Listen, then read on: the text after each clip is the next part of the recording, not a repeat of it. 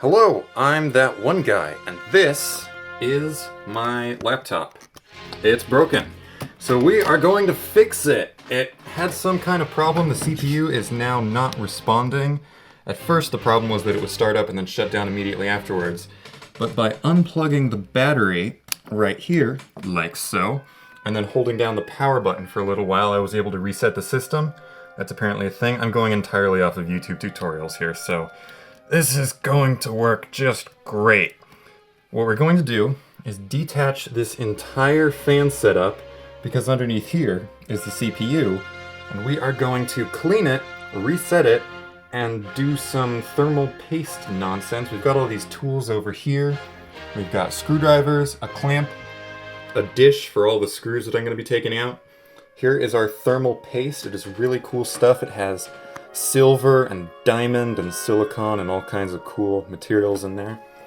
Can of compressed air, 91% isopropyl alcohol, another dish for that, Q-tips, also ginger beer, but that's for me, not the laptop.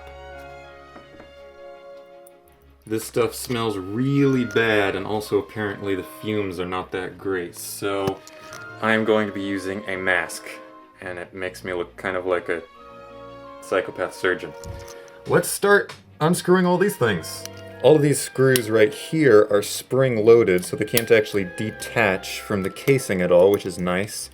There's going to be 4 tiny ones, though, that are a real pain to get out, especially with someone with giant Slenderman hands like me. Okay, that is most of them. Now all of these screws are undone, but we still have these little buggers on each side of these fans. Oh, that one's gonna be hard to get out.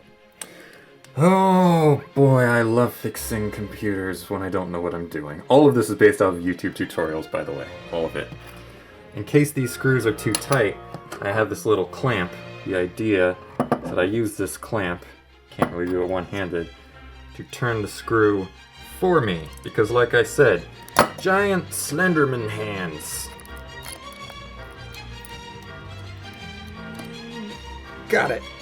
Right there. No probalo. That's those guys taken care of. Now there are all these little wires that for some reason are clamped into the entire fan setup. So we are going to need to pull these bad boys out somehow.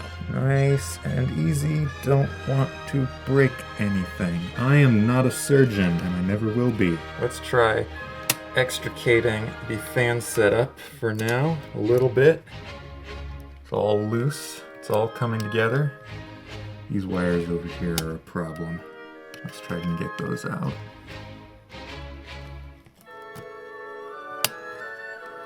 Okay, now the entire fan setup is only connected by that wire right there, and then its partner wire over here. And I have no idea how to take those out, so we're just going to be leaving them in and not dealing with them. Let's open this up. Here is my CPU, and look at that crap in there. That is the old thermal paste, and we're going to need to clean all of that. Oh man. That means that we are actually going to need to unplug this wire. I have no idea how to do that, but we'll try. Yeah, that ain't happening. These little wires back here, I have no idea how to take them out without breaking things, so we're going to need to clean them like this. That is wonderful, and this is where my covered thing of isopropyl alcohol comes in. Ugh. Even with the mask, that smells disgusting. And Coop, if you're watching this, I'm sorry. I'm going to need to use your business card that you gave me to kind of clean some of this stuff off, because this is soft paper, but it's stiff, so it's the best thing I have. Sorry, Coop. It'll still be clean. We've got the heat sinks cleaned. Still haven't touched the CPU or... can't remember the name of that. Oh gosh, I'm so qualified to do this. So I'm gonna start by cleaning these, because these look easier, so hopefully I'll get practice. That's all the gunk that I got off of it. Blech. Let's take our Q-tips. Super smelly alcohol. Dip that Q-tip in there. There we go. No problem. No problem at all. Let's start this.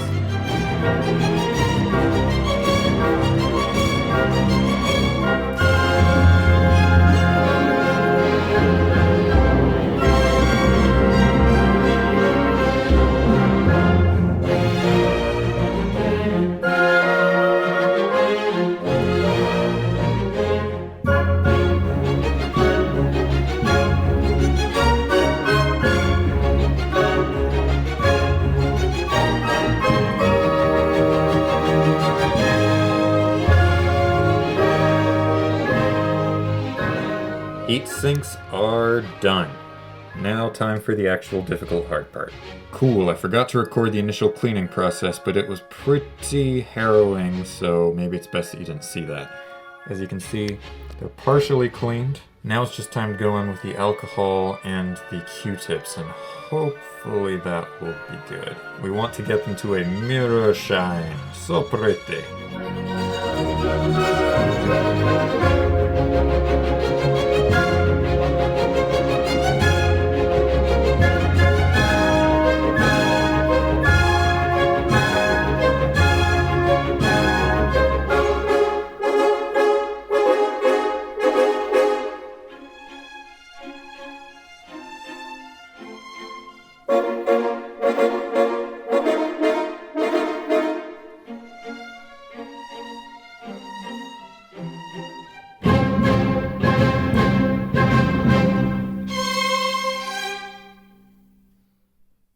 I would call that a mirror shine, in my opinion. This being the first time I've ever done this.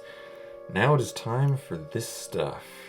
This here is thermal paste. We're just going to be putting a tiny, tiny, tiny little speck, if I can manage that.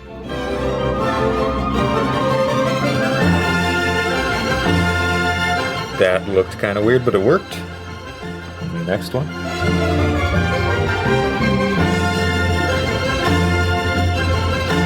We then flatten it, I believe, with this special thinger. You're supposed to try to minimize air bubbles in these, so hopefully I will be able to accomplish that. I don't know, though. Again, massive disclaimer, all this from YouTube tutorials, so don't pretend that I'm an expert. And now, we just flatten the heat sinks back on to the chips as evenly as possible.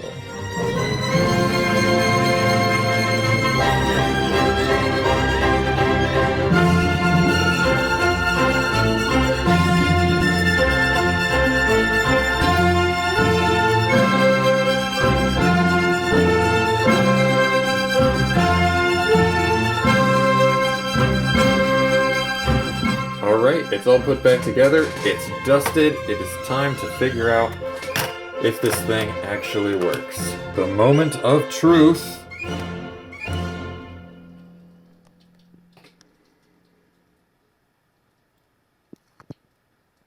Well,